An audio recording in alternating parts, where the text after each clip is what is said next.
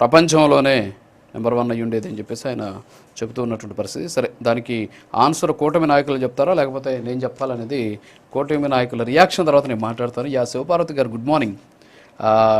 విన్నారు ఇప్పుడు వెంకటేశ్వర రెడ్డి గారు ఏమంటున్నారంటే ఓడిపోతామని భయం వచ్చేసింది, అందుకని కూటమి 15 ఏళ్ళు అని చెప్పేసి పవన్ కళ్యాణ్ గారు అంటున్నారు. వాళ్ళ భయం వచ్చేసింది, కనీసం ఇప్పటి వరకు ఒకటి కూడా రాలేదు అని చెప్పి ఆయన చెప్తున్నారు. ఇక్కడ సో చేసుంటే చాలా అద్భుతంగా ఉండేది అనేసి, సో 3 రాజధానులాగా చాలా చేయాలి అనే ఆలోచన ఉంటే బాగుండేది ఆంధ్రప్రదేశ్కి.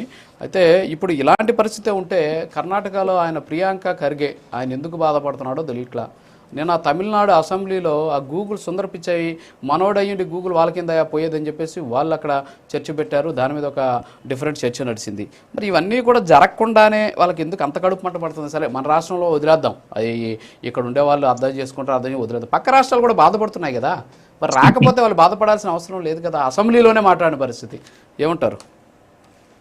రాజు గారు, ముందుగా మీకు ప్యానెల్లో ఉన్న సభ్యులకి వీక్షకులకి గుడ్ మార్నింగ్ అండి. వెంకటేశ్వర రెడ్డి గారు మాట్లాడుతుంటే అసలు ఎంత నవ్వు వస్తుందండి, అంత నవ్వు వస్తుంది. ఆయన అసలు ఏమి రాకుండా వచ్చినాయని ఎలా చెప్పుకుంటారో అసలు అర్థం కావట్లేదు. అలా వైఎస్ఆర్సీపీ పార్టీ గతం 5 ఏళ్లలో అదే చేసింది కాబట్టి వీళ్ళు కూడా అలాగే చెప్పుకుంటారు.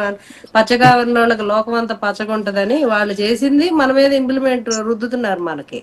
గతంలో మీరు చేసినట్టు కాదండి ఇక్కడ ప్రాజెక్ట్స్ రావడం అంటే. నిన్న దాదాపు 13,429 కోట్లకి ఏవైతే నేను శంకుస్థాపనలు కానీ ప్రారంభోత్సవాలు కానీ జాతికి అంకితం ఇచ్చిన ప్రాజెక్ట్ నేను చెప్తా. 1142 కోట్లతో చేపట్టిన 6 రహదారి ప్రాజెక్టులు నిన్న ప్రారంభోత్సవం చేశారు. ఇవి ఎప్పుడు కూటమి వచ్చిన తర్వాత స్టార్ట్ అయినవి. కృష్ణా జిల్లా నెమ్మలూరులో 362 కోట్లతో చేపట్టిన రక్షణ పరికరాల ఉత్పత్తి ప్రాజెక్టు డిఫెన్స్, అది కూడా నిన్నే ప్రారంభమైంది. నిన్న మోదీ గారి చేతుల మీద ప్రారంభమైంది, కంప్లీట్ అయ్యి. అంటే శంకుస్థాపనకి ప్రారంభోత్సవానికి మీకు తేడా ఉండుంటది, మీకు తెలుసు అనుకుంటున్నా నేను.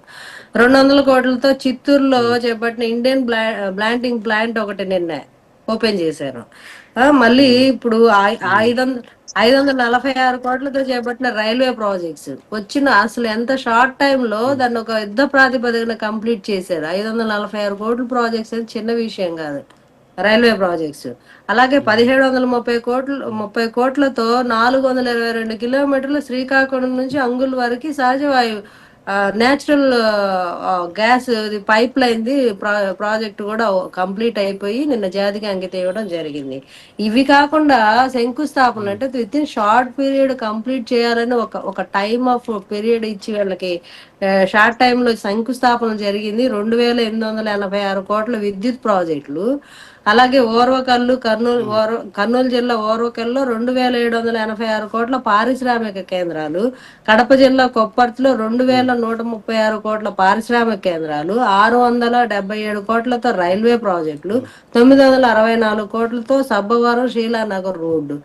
ఇవన్నీ అంటే ఊరికే పేర్లు చెప్పేసుకొని మీలాగా కడప స్టీల్ ప్లాంట్ లాగా చేసిన దానికి 4-5 సార్లు శంకుస్థాపనలు అనుకోమాకండి.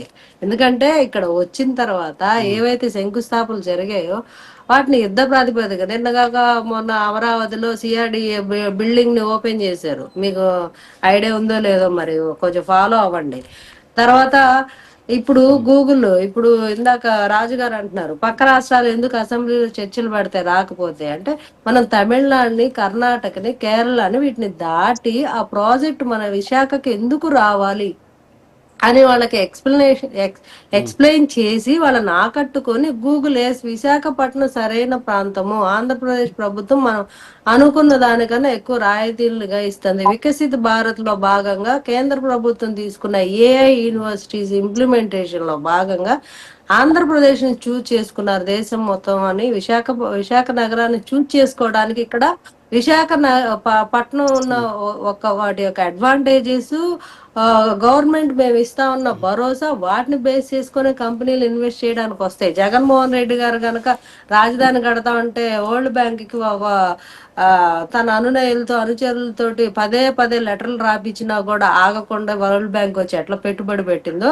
అట్లాగే మీ అనునయులను మీరు డైరెక్ట్ గా ప్రెస్ మీట్ లోనే కాంట్రాక్టులు నేను వస్తే మిమ్మల్ని ఇచ్చేస్తా అని బెదిరించినప్పటికీ కూడా పెద్ద కంపెనీలు ఎందుకు వస్తున్నాయంటే బికాస్ ఆఫ్ ఎన్డీఏ గవర్నమెంట్ ఆ భరోసా ఇస్తుంది, పారిశ్రామికవేత్తలకి ఇస్తుంది. అలాగే అట్ ద సేమ్ టైం రాష్ట్రంలో శాంతి భద్రతలను కంట్రోల్ చేయటం కానీ, కూటమిలో తీసుకునే నిర్ణయాలు కానీ ఒక నిర్మాణాత్మకమైన పరిపాలన విధానం కానీ ఒక ప్లానింగ్ తోటి రాష్ట్రానికి ఏమేం కావాలని చేసుకుపోతున్న విధానం కానీ తీసుకొచ్చిన నిధుల్ని సకాలంలో సద్వినియోగం చేసి దుర్వినియోగం అవ్వకుండా ఆ నిధులు ఖర్చు పెట్టే విధానం కానీ అట్లా అట్ ద సేమ్ టైం ప్రజలకి ఏం కావాలి అనేది ప్రజల నుంచి ఒక చిన్న సోషల్ మీడియా ఒక పోస్ట్ పెట్టినా కూడా విత్ ఇన్ 24 hours లో సాల్వ్ చేసే విధంగా గవర్నమెంట్ అంత అలర్ట్ తో పనిచేస్తుంది కాబట్టి ఇటువైపు ప్రజల్లోనూ అటువైపు పారిశ్రామికవేత్తల్లోనూ నమ్మకం కలిగింది కాబట్టి మన రాష్ట్రానికి వస్తున్నారు. కానీ ఏదో వైఎస్ఆర్సీపీ చెప్పుకున్నంత మాత్రాన ఏదో వచ్చేసి అంటే దావోస్ వెళ్తే చలి ఉంటది,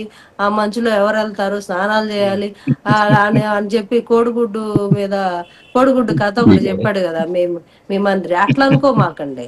లేదా పారిశ్రామిక వ్యవస్థల్ని ఆంధ్ర రాష్ట్రానికి తీసుకురావాలంటే దాని ప్రజెంటేషన్ చాలా important. At the same time మనం ఆ స్థాయిలో ఆ లైన్స్ లో గవర్నమెంట్ ఉందా లేదా అని ప్రూవ్ చేసుకోవాల్సిన బాధ్యత ఉంది.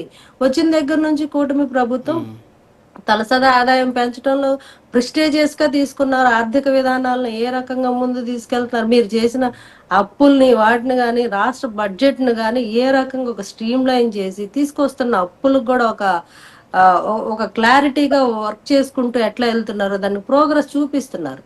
నిన్నగాక మొన్న 16 నెలలు అయినప్పటికీ మయూరి టెక్ వచ్చింది, రతన్ టాటా హబ్, ఇక్కడ సిఆర్డిఏ భవనం కానీ ఎన్ని స్టార్ట్ చేశారు. వెంటనే త్వరితగతిన పూర్తి చేస్తూ వెళ్తున్నారంటే ప్రజలు గమనిస్తారు. అదంతా మీరు చెప్పినంత మాత్రాన ఏం లేదు ఇక్కడ అంటే కుదరదు.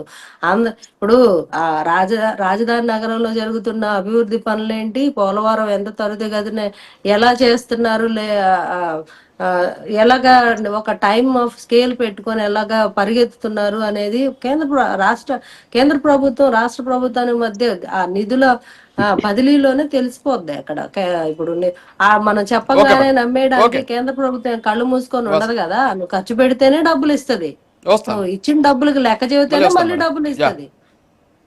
సో ఇప్పుడు ఏదైనా అది సెంట్రల్ గవర్నమెంట్ గా కాన్ఫిడెన్స్ రాష్ట్ర ప్రభుత్వం ఇస్తుంది కాబట్టి, స్టేట్ గవర్నమెంట్ ఇస్తుంది కాబట్టి సెంట్రల్ గవర్నమెంట్ కూడా ఆంధ్రప్రదేశ్ ని ప్రపంచంలో మన వైపు చూసే విధంగా తీసుకెళ్ళాలి. డ్రోన్ సిటీస్ గానీ, ఐటీ హబ్స్ గానీ. మనకు చర్చ ఇంపార్టెంట్. ఒక్క నిమిషం శివపార్వతి గారు, ఒక్క నిమిషం. ఆంజనేయ రెడ్డి గారు,